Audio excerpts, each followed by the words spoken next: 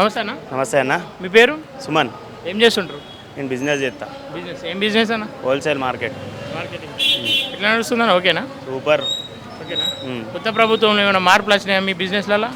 కొత్త ప్రభుత్వం వచ్చినట్టే మనకు అనిపించలేదు ఇప్పుడు. కాంగ్రెస్ పాత వాడెట్లున్నాడు వీడు అట్లనే ఉన్నాడు. అంతేనా? అంతే మరి. మార్పు ఏంది ప్రజాపాలన అని చెప్పేసి అంటారు కదా. మార్పు ఉన్నది కదా బాగానే. ఎట్లున్నదంటే వాడు పిక్క తింటాడని డైరెక్ట్గా తెలిసేది, వీడు పిక్క తింటాడని తెలియకుండానే పిక్క తింటాడు. అంతేనా? అంతే. ఎట్లా? ఎందుకు ఎట్లా? ఎందుకేందన్న వీడు ఇది వీలు కాని పథకాలు ఇచ్చి ఈ బస్సులు ఫ్రీగా ఇస్తే వాడు కొట్లాడుకుని ఆడోళ్ళు జుట్లు పట్టుకొని కొట్లాడుకుని సాయదాడానికి ఎవడన్నా వరంగల్ నుంచి హైదరాబాద్ పోతుంది అన్న.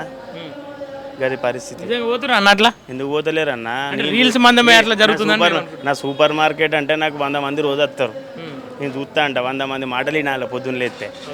అలా చూస్తా అంటే మధ్యలో మొన్న ఎవరో షాపింగ్ కట్ట ఇక్కడ నుంచి మన నల్గొండ సైడ్ వెళ్ళినట్ట వాళ్ళ అత్తగారు వాళ్ళ ఆడబిడ్డను కూడా తీసుకొని పోయి షాపింగ్ చేద్దామని అట్లా అంతగానో డే అంతా తిరుగుతానట ఫ్రీగా ఉన్నాయని. గది పరిస్థితి మన తెలంగాణలో. మన స్టూడెంట్స్ పరిస్థితి ఉపయోగం ఏముంటుంది అన్న? మొత్తం లాస్. ఇప్పుడు స్టూడెంట్స్ వాళ్ళు ఎక్కువ వల్ల స్టూడెంట్స్ పాపం ఫుడ్ బోర్డ్ పైన నిలబడి ట్రావెల్ చేస్తారు. మనకి ఏమైనా అయితే వీడు పెడతాడా? ఈ గవర్నమెంట్ ఇస్తుందా? వాడు బ్యాగులు వేసుకొని వెనుక ఊలాడుకుంటూ కూర్చుంటే ఎవరికైతుంది? సరేనా, పార్లమెంట్ ఎన్నికలు రాబోతున్నాయి. మార్పు కావాలని రాష్ట్రంలో కాంగ్రెస్ని తీసుకొచ్చారు.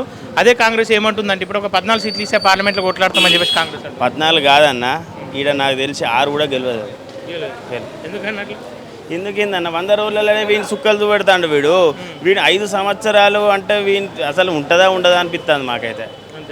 సార్ మార్పు కనిపించలేదా? మార్పు కనిపించింది. మొత్తం ఇక అవినీతిలో వీడు నెంబర్ 1 అని చూపెట్టుకుంటా అంటాడు. ఇక వాళ్ళన్నా కేసీఆర్ గవర్నమెంట్లో ఫస్ట్ 5 సంవత్సరాలు కొంచెం మోటివేట్ చేశారు. ఇది అని అదని కొంచెం అట్రాక్ట్ అయ్యేటట్టు చేశారు జనాలను. వీడు అట్లా లేదు, మొత్తం ఆగం కథే ఉన్నది.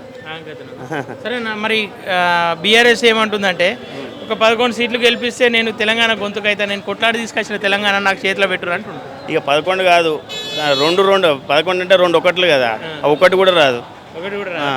అంటే కేసీఆర్ బయటకు వెళ్ళింది కదా, బస్ యాత్ర ప్రభావం ఉండదా? ఆయన బయటకు వచ్చినా ఆయన మొత్తం గాల్లో తిరిగినా కాదు ముచ్చట. ఇప్పుడు వాళ్ళని నమ్మరన్న.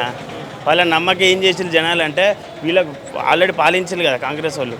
వీళ్ళు ఏదో చేస్తారు అనుకున్నారు కానీ వాళ్ళని నమ్మి ఇంకా ఆగమైనామని చెప్పి తెలంగాణ వాళ్ళకు ఒక 100 రోజులనే అర్థమైపోయింది. ఓకే, మరి ఆరూరు రమేష్ బీజేపీ నుండి ఉండు, గతంలో బీఆర్ఎస్ నుండి ఉండే, ఎట్లా ఆయన గెలిచే అవకాశం ఉందా అన్న? మోడీ చరిజ్మా వనికొస్తుంది అన్న.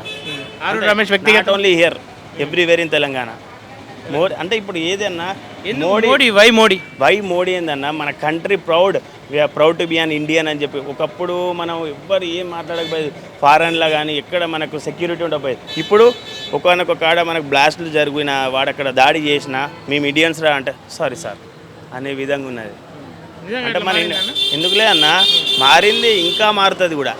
ఎట్లయినా మోడీ తెలంగాణలో చూపిస్తుంది ఈసారి.